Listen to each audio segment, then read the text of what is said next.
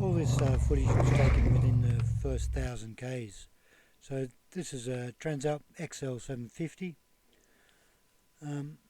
So now I wanted to get it serviced after the first weekend. So I picked it up Saturday.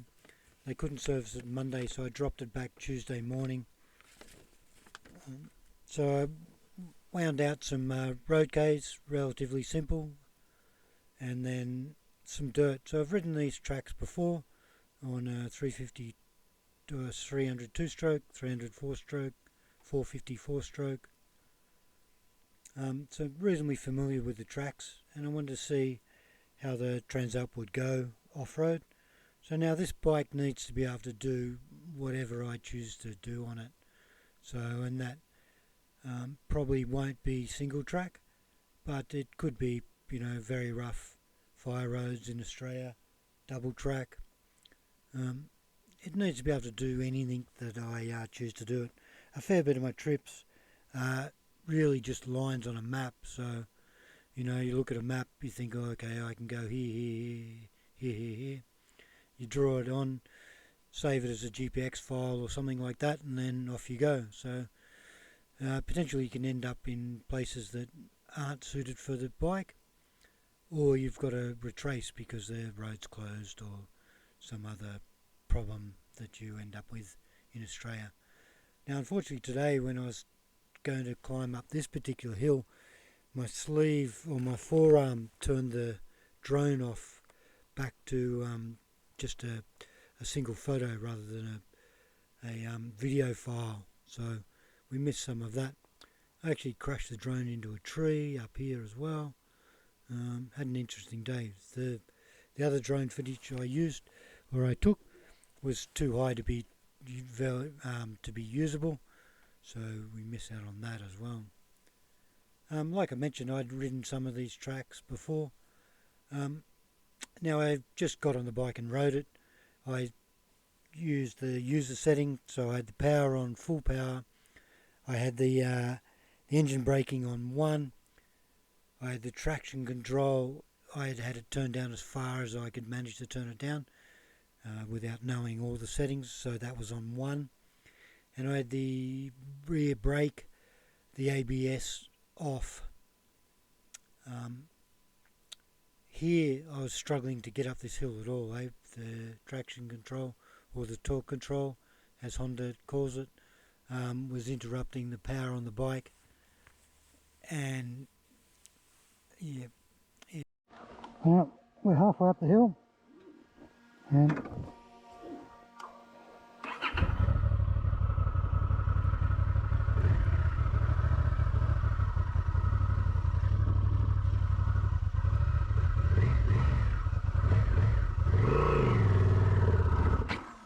hey.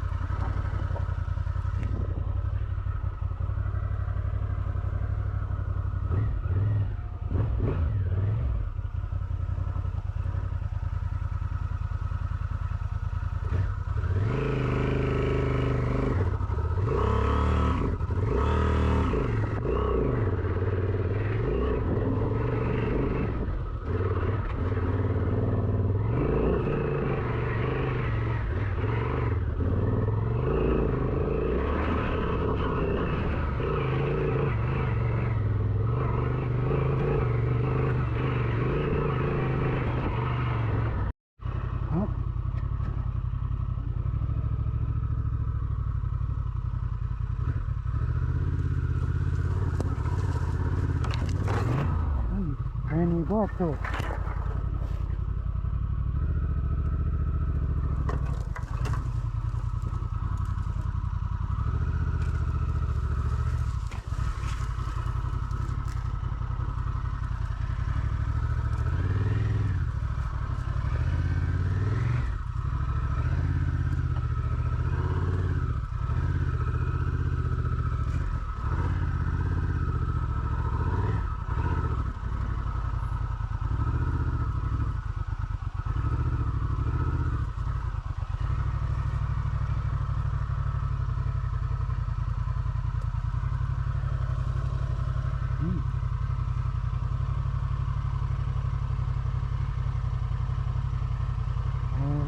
Ooh.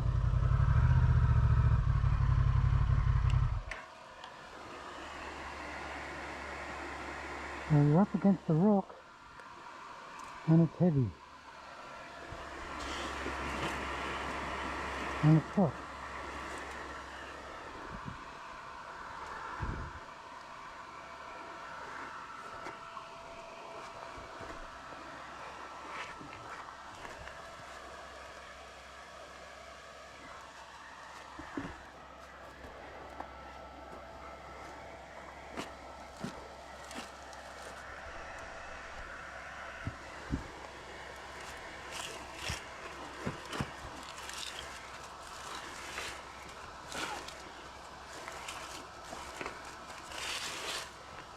Come on, come out.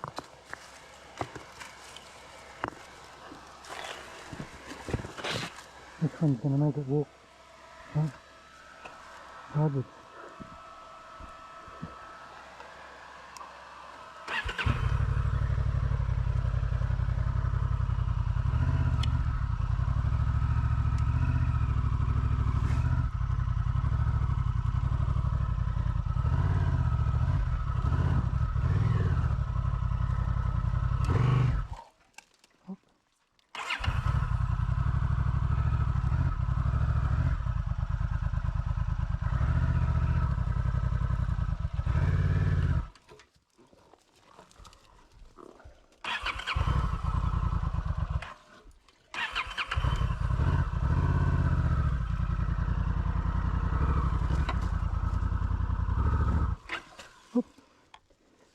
Okay.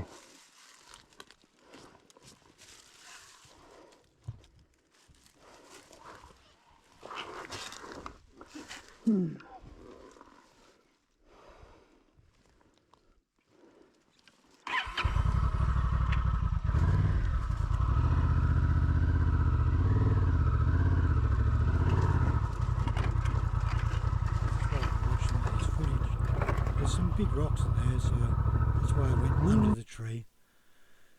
Now the bike, the rear brake's good, nice and strong. Overall, I think the suspension valving is quite good. Now I've bottomed out the front forks quite harshly 4 times, and bottom out the rear a couple of times. I might let you just listen to how it climbs up here. So overall the valving's quite good, I think. Now I'm 5'11", 75 kilos.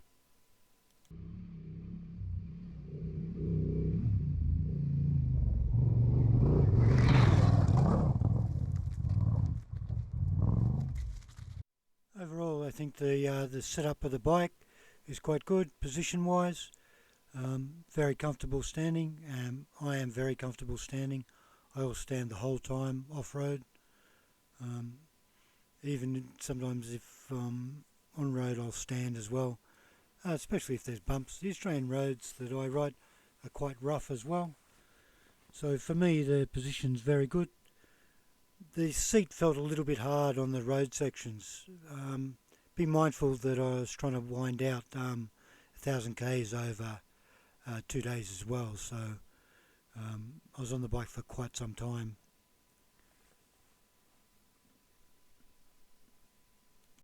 So the switch gear is quite good. It's quite easy to use. You can change modes when you're riding. Like I mentioned, so now what I do is I run full power, engine braking 1, traction control 0, and the ABS off. Even on the road I'd still run the ABS off. Like I mentioned, I spend a lot of time in the dirt, so quite handy with the rear brake, and I use the rear brake a lot on the road as well, so quite happy. If I need to lock it up I can. Maybe if it rains, it did rain a little bit on the road when I was riding, but maybe if it's really raining hard and I was concerned, I'd change to a rain mode or something like that, but I won't know that until we actually get there. Now, although this video is about its off-road ability, on the road was very good.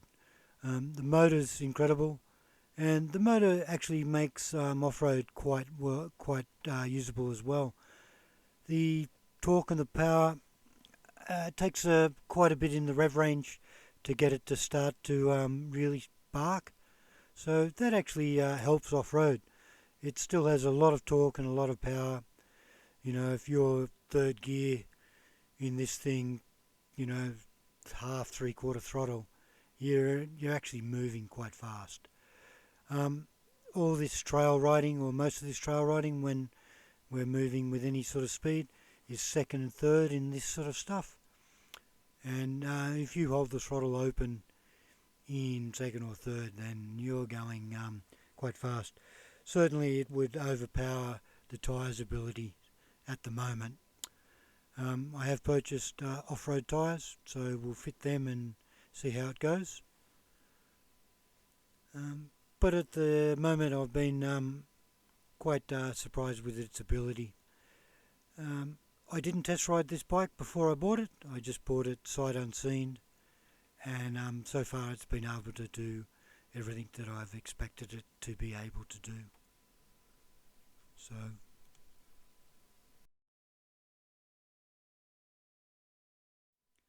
now I've been trying to emulate our young Aussie mates, Hunter and Jet Lawrence, in riding style. So I do actually stand up 90% of the time, 98% of the time. The only time in general I will sit down off-road is if I don't get traction on a steep climb, or if I'm, you know, stuck between a couple of rocks or something like that, and I need to sort of bounce the bike through something. Trying to stay standing the whole time, so it allows better input into the bike. At this stage I have no armour on the bike at all. There's nothing available in Australia. As other people have noted, there's a cigarette packet size piece of the sump sticking straight down vertically that is very precarious. I was mindful that I didn't smash that off and leave me stranded, or throw the bike down on the dirt as well. That the bike's only a few hours old at this stage in this ride, so I'd like to try to keep it nice. Unfortunately, nearly all my vehicles have ended up landfill in the past, so unfortunately this one will probably end up the same. I have a little trouble with the climb up here. At this stage the traction control is still on. If you turn the key off on user mode, then the traction control or the torque control and the ABS will reset. Our nanny state wants to try to keep us safe. I don't like that, but anyway, we don't get to choose. So I actually stalled the bike here. I was in second gear, but I've just changed back down to first to try to get it to go. You can see that the bike's going to 16-20 k's an hour here or so the rear tyre is spinning up. That causes the torque control to stop. Yes. I have figured out the settings on the bike now, so I can turn them off. This is quite a nice flat fire trail, so I sort of amble along here at somewhere between 40 and 80 k's an hour. The bike handles quite good. The tyre is a 70/30 tyre, as I said. I've got some better tyres, so I'll fit them as needed. I'll run probably the Moto's Moto's Adventure. I think it's called the Desert HTX on the front, and the Adventure rear, 150/17, and it's the Q rated rear tyre for this one.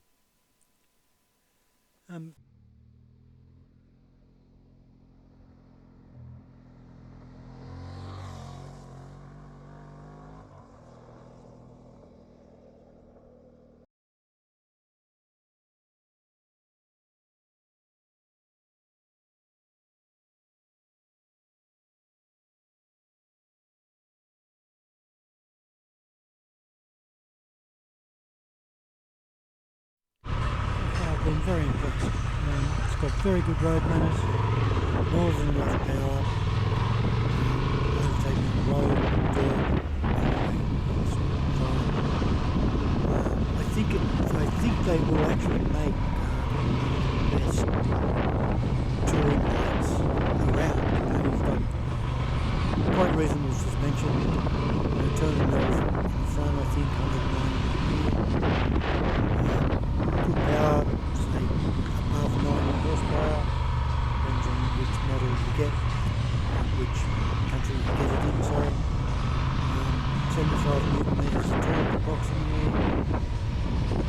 Makes for a very good bike. You could ride it as spirited as you need to on the road. You can certainly cover ground off-road very easily.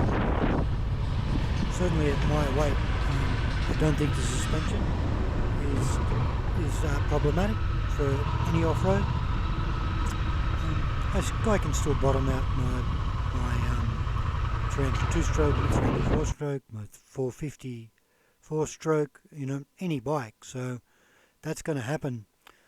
I think that you might have to take it, I wouldn't say easy, but it depends on how aggressive you want to get, to how it will react. So we've changed regions now. So this is the second weekend that I've owned the bike. We're coming up to 1,800 kilometres now. This is west of Sydney. This is near Lithgow, so northeast of Lithgow. So it goes by Nunes, Zigzag, Clarence, has quite a few names depending on exactly where you are. One of my favourite places. We're back to sandy track here. There's plenty of rocks in this track as well. Little step up a little bit later. The bike handled this stuff very easily. The sand is a little bit problematic with the tyre at the moment. The tyre wants to push straight. You'll see that in a little while. Plenty of big rocks there. I was mindful of the cigarette packet sticking down vertically from the bottom of the sump. There's no armour, as I've mentioned, at the moment in Australia. I've got some coming from Germany. I think unfortunately it's going to be a couple more weeks. So a little step here. If you keep your weight balanced on the pegs, the bike will have no problem going up any step up or any rock step that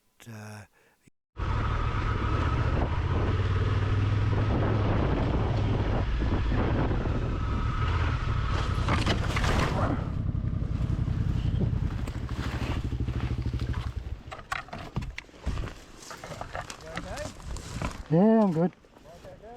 Fuck. Jesus, fuck. Philip, what are you doing? Did the same. Did a rustle? Yeah.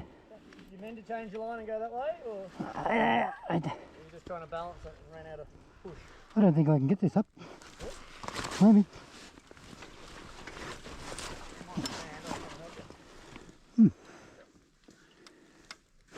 What's the plan? Can I pull on this side? Yeah. Here? Yep. You lift that? Hang on. Brakes on.